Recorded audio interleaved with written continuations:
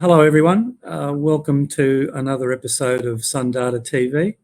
I'm Con Kakanis, Managing Director at Sundata in Brisbane, and today we're going to be talking about storage. Now, you might say storage is pretty prosaic, it's basic infrastructure, but there's a lot going on, and I've got two gentlemen joining me today to talk through for about 25 minutes.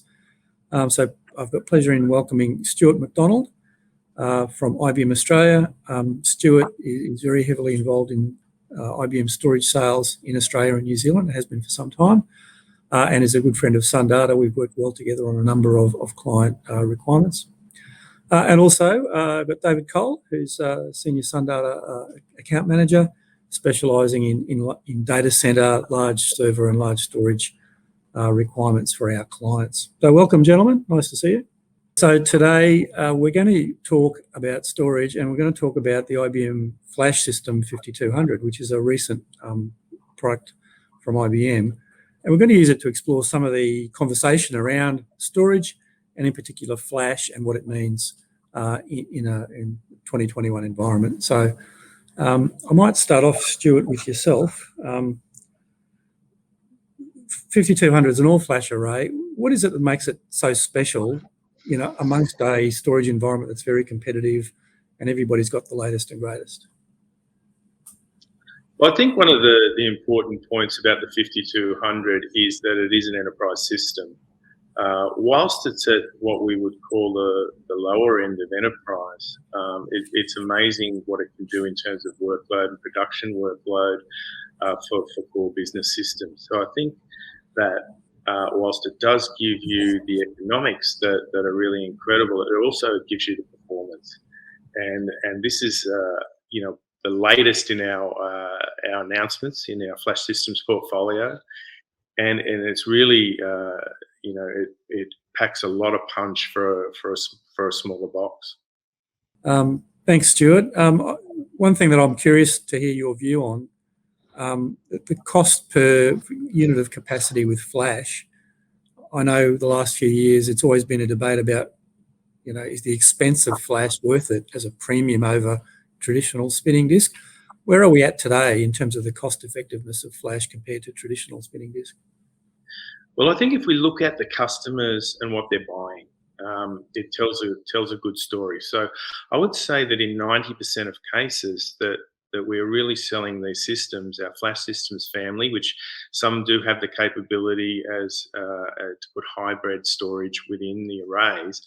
90% of those are all Flash systems. So the economics on Flash has been coming down over the last couple of years significantly, and I think we're at a point now where most customers just go for all Flash, and in fact the 5200 is that. It's an all Flash system, and it's very popular for that reason. Okay. David, can I ask you, just from a client-facing perspective, where you've seen this sort of play out with clients recently, where they've seen the value of an all-flash system and gone down that path? Yeah, definitely. As Stuart said, the price for Flash is now better than spinning disks. We've seen that a lot, and one of my clients who's in the education space and manages petabytes of IBM storage, they've actually proven to themselves now that other than special circumstances, for generic storage, Flash is the way to go from an economics perspective.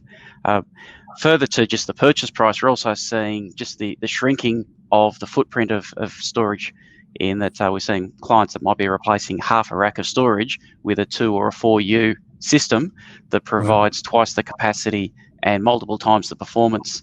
And there's a real saving there over and above just the purchase price. Right, so the density is orders of magnitude better. So how does that play absolutely. out? How does that play out once the stuff's deployed? What are the benefits that clients are seeing?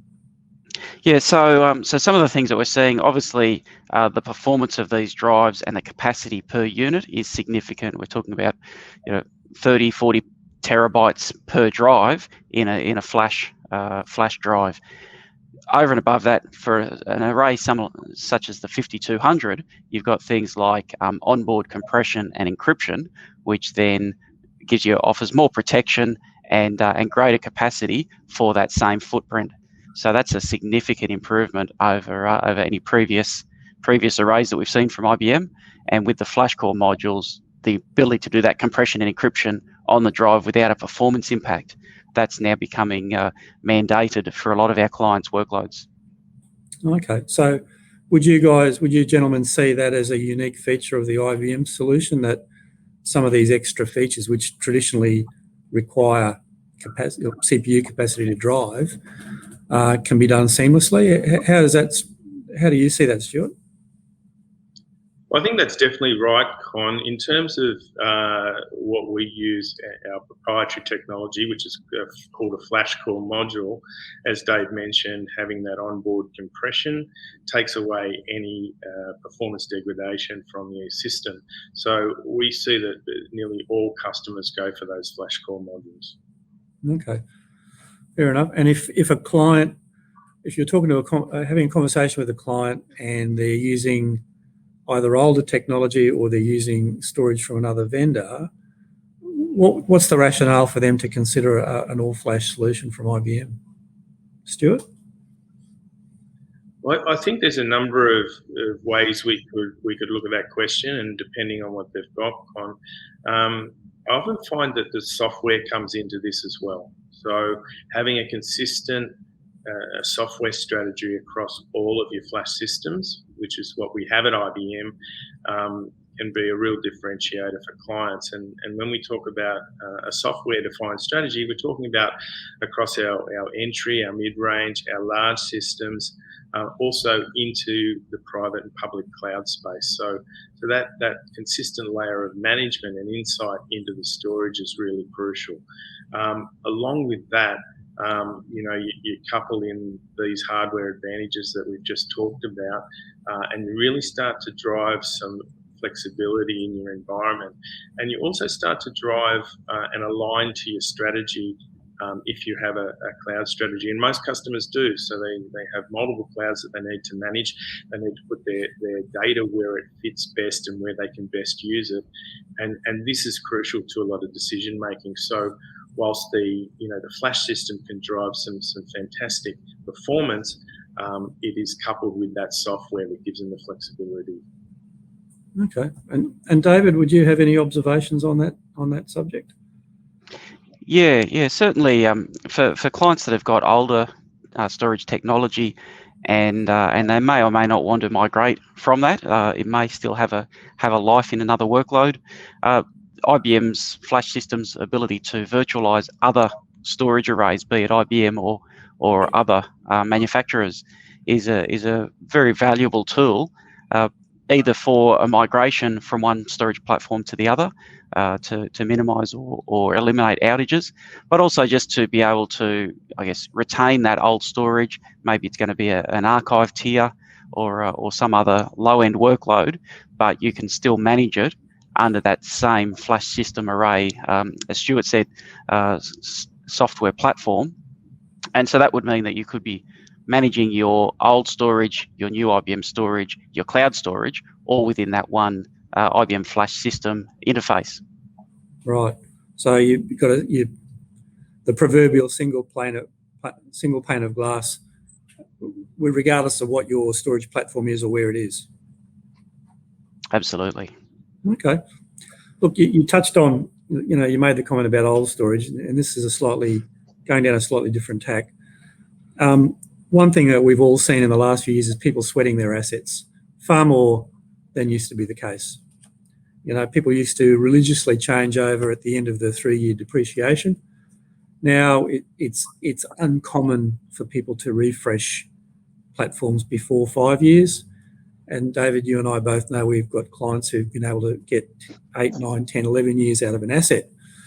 So if you're talking to someone who's got an asset that's being sweated and it's, say, 5 or 6 years old, what would you say to them, in terms of why is it worth looking at a refresh?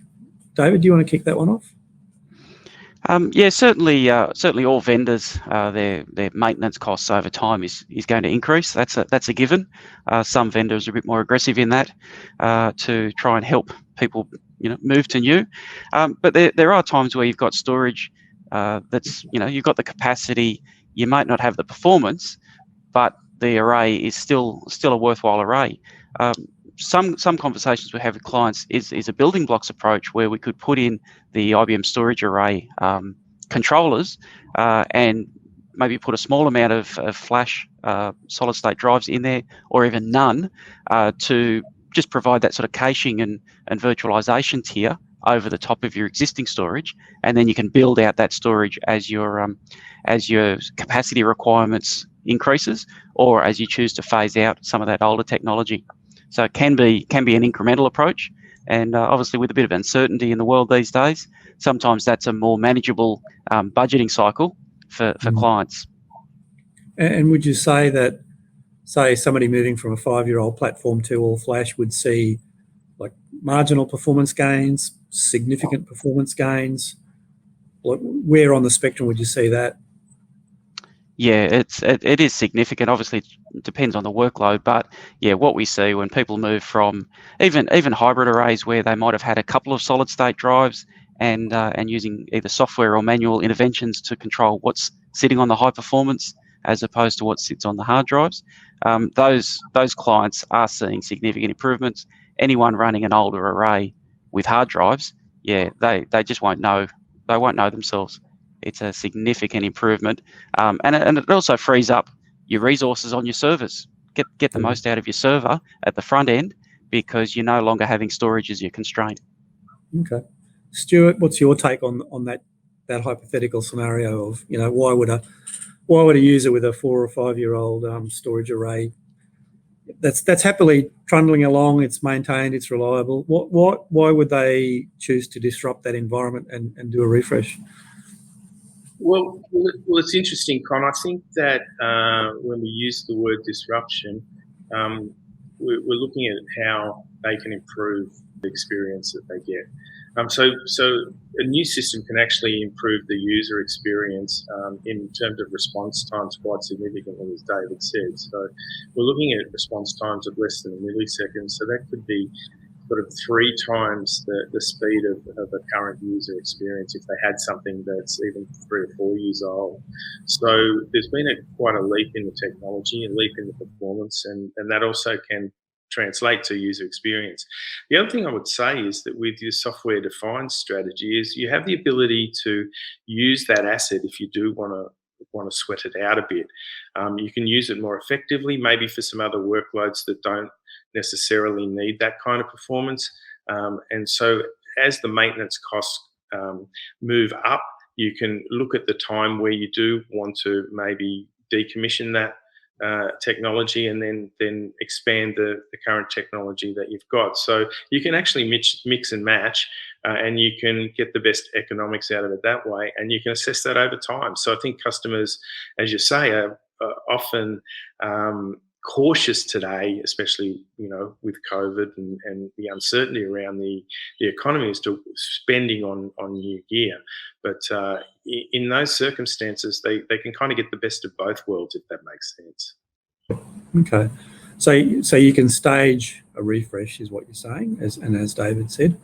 So when we talk about the business benefits, and you know, we're IT guys, so we get, well, you know, jobs run faster or there's a quicker response. When you translate that into a business case that's got to go up to a general manager or a board for approval, have you guys seen examples of where that additional performance has made a business impact that translates into, you know, a bottom line benefit for the business? Stuart? Yeah, I would certainly say in the AI space and the big data space, that's true.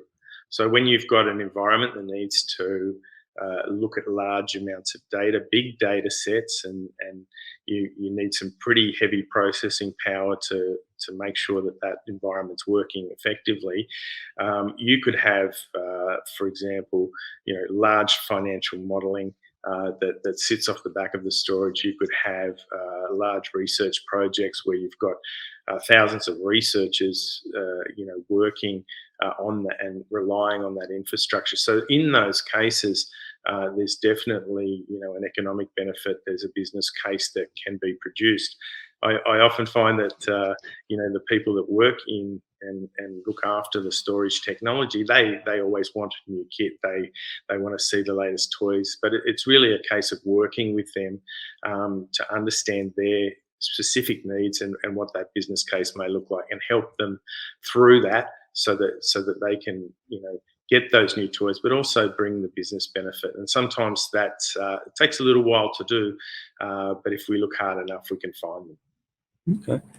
And David, can I ask you, with your specific client experiences where you've seen a business case put together that translates a technical advantage of speed into some sort of a business advantage or benefit that is recognisable at a non-IT level? Yeah, we're certainly seeing a lot of with a lot of organisations, especially the larger ones, having significant investment in web technology for engagement with their clients. The requirement to have performance and response time to web applications is significant. We've had one client in particular had a web transaction that was critical to their business. The performance was variable. They did hope that via an upgrade we could get that to about a 4-second response time. It was a significant financial number crunching exercise, and with their new environment, brought that down to about 1.5 seconds, and that translated into significant business benefit from a revenue perspective. The other piece in this outside of the technology space is business risk, and things like encryption of data and data resilience is another nice area that is provided by the IBM Flash Systems software, and that's becoming more of a discussion at the business level as opposed to just IT saying, oh, we probably should encrypt this. So the ability to do, as we said earlier, encryption on the Flash core modules without impacting performance, and also the significant capabilities of these Flash system arrays for dual site replication, 3-site replication, 100% uptime guarantees from IBM on certain configurations of the Flash system arrays, and as Stuart said, being able to do all that inside or outside of a hybrid cloud environment is certainly of benefit to the business, because as said earlier, you know, most clients nowadays have some sort of cloud strategy, and these platforms do play very well into that strategy. Okay. And David, I know you mentioned before about education, you know, educational institutions. If I sort of took the onus away from a profit benefit, but there was some other organisational benefit, have you got any experiences within educational institutions that speak to that point? Yeah, significantly. Some of the workloads of the organisation I referred to earlier, they're doing a lot of high performance computing against medical records, medical images, and the ability for them to be able to do that faster provides real outcomes for patients. And one example that we saw via reference back from the client to us and IBM on their latest array was that they were able to do something like a significant improvement in their analysis of Alzheimer's patients, which was an individual patient analysis that would allow them to script a specific dosage of certain medications for each patient. And the faster that they can do that computation, then the more patients that they can give an improved outcome to on their recovery or treatment of Alzheimer's. Yeah. So you're just basically saying that ROI sometimes isn't about the money. There are other benefits that can be delivered through leveraging the technology in a decent way. Exactly, and that sort of organisation, yes, they do put a value on that from a monetary perspective, but at the families and the patients and the clinics, etc., sometimes that value, is unquantifiable, and it's immense. Yeah. And if you were one of the patients that was getting that service, then it has real outcomes for you. Yeah, real benefit. Yeah. All right, thanks, guys. So just to sort of on the home stretch now, I'll just change gears again. Now, Stuart, this might surprise you, but most vendors say that their products are the best. Can I ask you, we're talking about the flash systems, the 5200 all-flash array. It's the latest and greatest from IBM. Is there any sort of like third-party validation or reports or anything that you can point to that actually back up the assertion that it's one of the leading solutions in the flash market? Yeah, so if we look at some of the standard benchmarks and the I/O stats and performance stats that we get from the 5200, we're looking at clear leadership in terms of those raw metrics.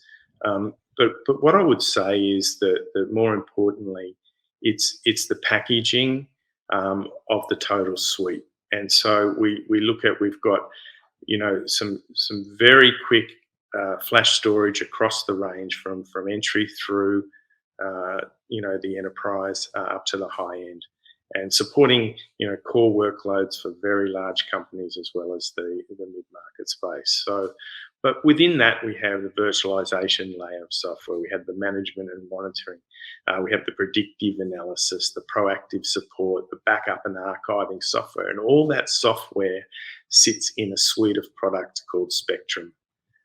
And it's the way that it fits together that allows customers to move on and off-prem to put their data where they need it. That is the key to IBM's portfolio, and actually the key to the flash systems as well. David, could I ask you first, any other observations or comments that you'd make about this subject to leave viewers with? Yeah, certainly what I see in the marketplace is from an IBM Flash System perspective, it really is an end-to-end solution. Today we've been talking about some of the features of the 5200. There are smaller models, there are larger models.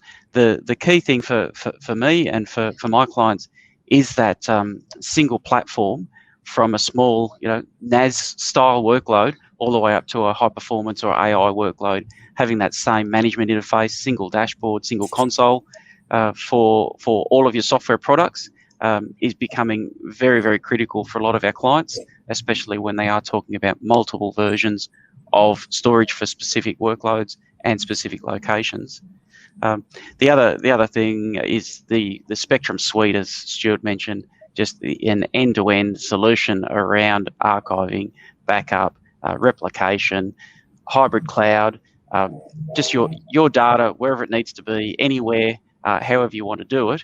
That's essentially what IBM are offering with the flash systems and the Spectrum virtualized software. Okay, thanks, David. Stuart, yourself?